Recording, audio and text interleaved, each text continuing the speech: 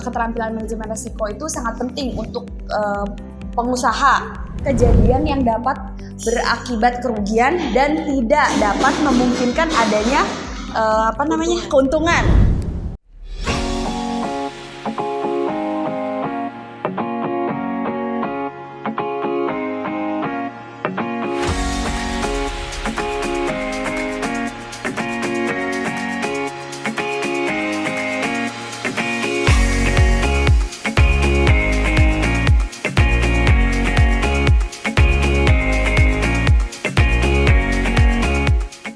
Assalamualaikum warahmatullahi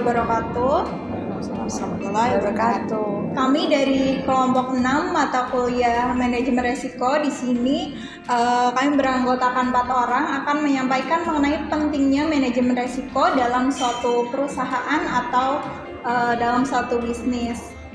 Nah, video ini diperuntukkan untuk memenuhi ujian akhir semester mata kuliah manajemen risiko dengan dosen pengampu Bapak Purwanto.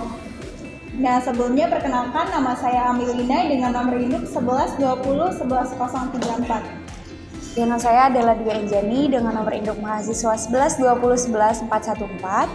Saya Nila Muskarde Putri dengan nomor induk 11 20 11 521. Saya Muhammad Rizal Kadafi, NIM 1120 10 549. Oke, langsung saja ya. Teman-teman, menurut kalian pentingnya manajemen risiko dalam suatu perusahaan atau dalam suatu bisnis tuh apa sih gitu?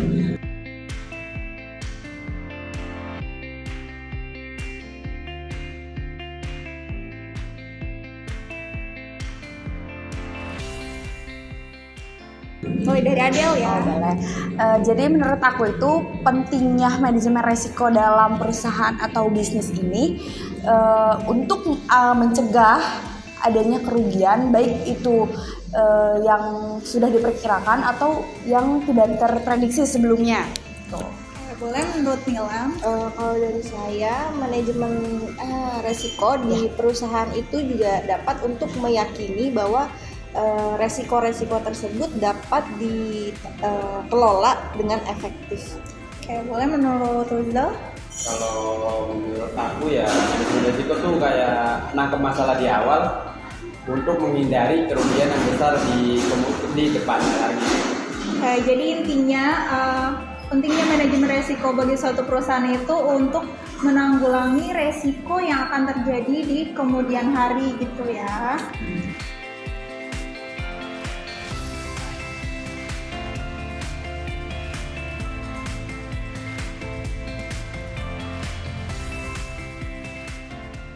Baik, di sini saya akan menjelaskan mengenai pengertian manajemen risiko itu sendiri.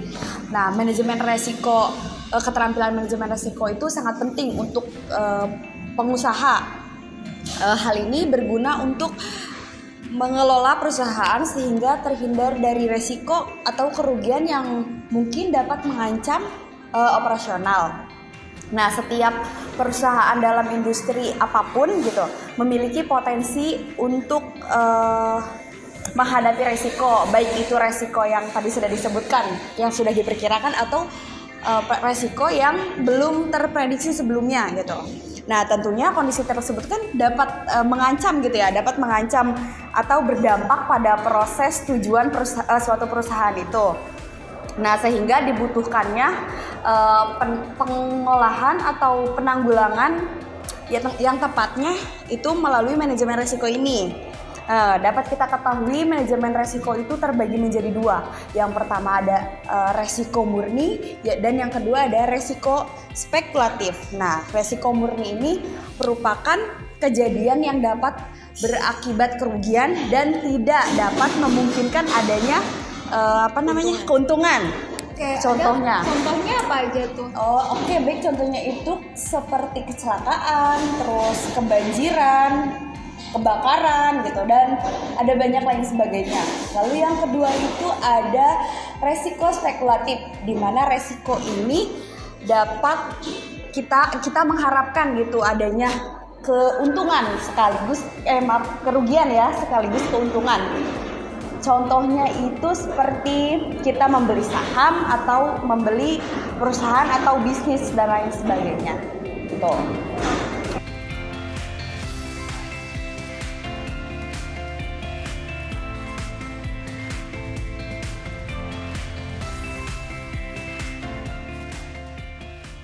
Tadi itu pengertian dari manajemen Resiko. resiko ya. Kemudian saya akan menyampaikan mengenai prinsip manajemen resiko. Nah, yang akan saya sampaikan ini ada 8 prinsip utama dalam manajemen resiko. Prinsip yang pertama yaitu ada integrasi.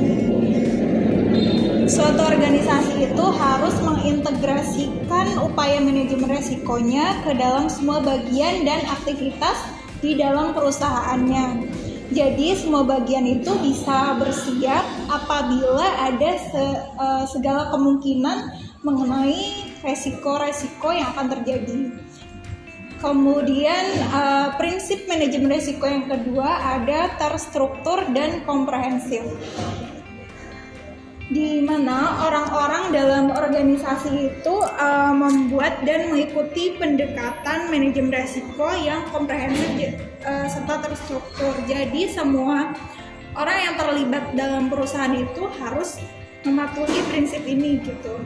Kemudian mengapa mereka harus mematuhi prinsip terstruktur dan komprehensif ini? Agar pengelolaan resikonya itu dapat mengarahkan organisasi pada hasil yang konsisten dan paling diinginkan. Kemudian prinsip selanjutnya ada dapat disesuaikan. Jadi pengelolaan resiko dalam suatu perusahaan atau bisnis itu sebaiknya dapat disesuaikan dengan kebutuhan perusahaan itu sendiri. Misalnya harus sejalan dengan tujuan organisasi maupun konteks eksternal dan internal di mana organisasi tersebut beroperasi. Nah, prinsip selanjutnya ada inklusif. Prinsip ini di mana suatu perusahaan sebaiknya itu dibuat dengan melibatkan semua pemangku kepentingan. Jadi semua pemangku kepentingan harus ikut serta dalam pembuatan manajemen resiko ini. Agar apa? Agar dapat menghasilkan solusi yang efektif dan tepat waktu. Jadi semua pendapat semua pemangku kepentingan itu kan dikumpulkan mulai dari pengetahuannya, pandangannya, persepsinya yang berbeda-beda itu kemudian untuk dapat dipertimbangkan dan diterapkan ke dalam manajemen risiko. Nah, prinsip selanjutnya ada dinamis nih. Dinamis itu artinya ketika organisasi berubah termasuk konteks eksternal dan internalnya, maka program dan upaya manajemen resiko organisasi tersebut juga harus bisa menyesuaikan perubahan tersebut gitu. Oleh karenanya program manajemen resiko harus membantu organisasi untuk mengantisipasi, mengidentifikasi, mengakui serta menanggapi perubahan dengan cara efektif dan tepat waktu ya tentunya. Kemudian prinsip selanjutnya dia menggunakan informasi yang tersedia. Nah, manajemen risiko yang efektif ini dilakukan dengan cara mempertimbangkan informasi masa lalu, masa kini, serta masa yang akan datang untuk dikumpulkan informasi-informasi itu agar bisa digunakan untuk mengelola manajemen risiko dan bisa digunakan tepat waktu dan sejelas mungkin ya. Kemudian prinsip selanjutnya ada mempertimbangkan faktor manusia dan budaya. Nah, dalam perusahaan itu kan ada beberapa aktivitas manusia di dalamnya ya. Nah, interaksi itu tuh banyak menyangkut satu atau beberapa budaya gitu. Oleh karena itu, manajemen resiko itu harus menyadari faktor manusia dan faktor budaya juga sehingga dapat membuat manajemen resiko yang relevan. Kemudian prinsip manajemen resiko yang terakhir melansir dari Factor Solution, prinsip yang terakhir yaitu melakukan perbaikan secara kontinu. Nah, prinsip ini adalah organisasi atau perusahaan atau bisnis tersebut perlu melakukan perbaikan secara terus-menerus atau kontinu bergantung pada kondisi yang dihadapi saat itu. Jadi melalui pengalaman, pembelajaran, manajemen resiko itu berusaha untuk meningkatkan upaya dalam mengelola kemungkinan resiko yang terjadi dari satu masa ke selanjutnya gitu.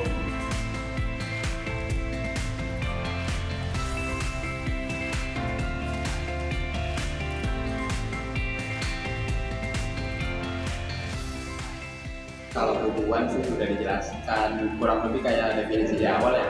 Iya. Kalau menurut saya sih semua tergantung implementasinya ya. Iya. Implementasi itu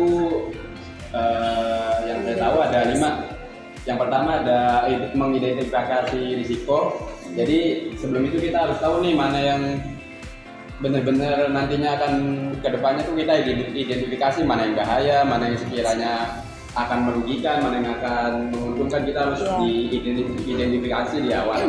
Iya, karena yang tadi ya kita dapat memperkirakan atau memprediksi gitu. Baik betul, secara pengertian yang dipaparkan di awal. Lalu yang kedua ada analisis risiko. Setelah diidentifikasi masalah yang itu, kita analisis nih gimana caranya kita ini kira-kira bahayanya harus diantisipasi dengan apa gitu. Jadi berbagai macam lah. Lalu yang ketiga ada masukan ada analisis, terus yang Cara ketiga, pengendaliannya ya. pengendalian nomor 4, respon. kayaknya masukan atau Yang ketiga tuh kuesioner. Kuesioner. kan. berikan suatu masukan atau rekomendasi Bukan. untuk Yang ketiga tuh penilaian. Jadi penilaian. kita dalam manajemen risiko tuh ada penilaiannya ya. Ada yang skalanya tuh bisa menggunakan biasanya skala Likert atau Lightwood gitu. iya. Jadi kan ada yang kayak misal itu merah berarti kan bahaya, terus yang hijau tuh ada 5, pokoknya ada 5 skala kan, hijau, kayak hijau muda, terus oranye, merah gitu.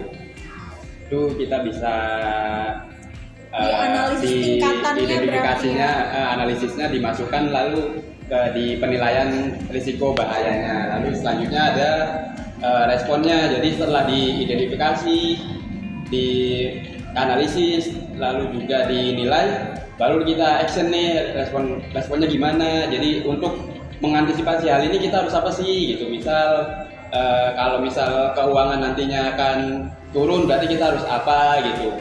Jadi kalau nantinya misal ada kayak misal ada hujan, ada bencana alam nantinya gitu, kita harus antisipasi gitu. Misal contohnya lagi kayak misal kita untuk menghadapi problem itu kita bisa melimpahkan ke pihak ketiga kayak asuransi, itu kan bisa kalau rugi ada backup lah nantinya untuk itu. Lalu yang terakhir yang kelima itu ada monitoring. Setelah semua sudah diidentifikasi dan di respon resiko, lalu kita harus follow up. Ini nantinya berhasil kah atau harus dieliminasi kah, harus gitu. Semuanya itu udah semua harus muter. Jadi terstruktur lah. Jadi harus semua itu berurutan, dan setelah semuanya berjalan pasti manajemen itu pasti jauh dari resiko yang merugikan lah kalau kita memanagenya dengan baik. Terantisipasi gitu. Sudah terantisipasi di awal di identifikasi risiko. Dan di manajemen risiko pun ada pengendalian risiko.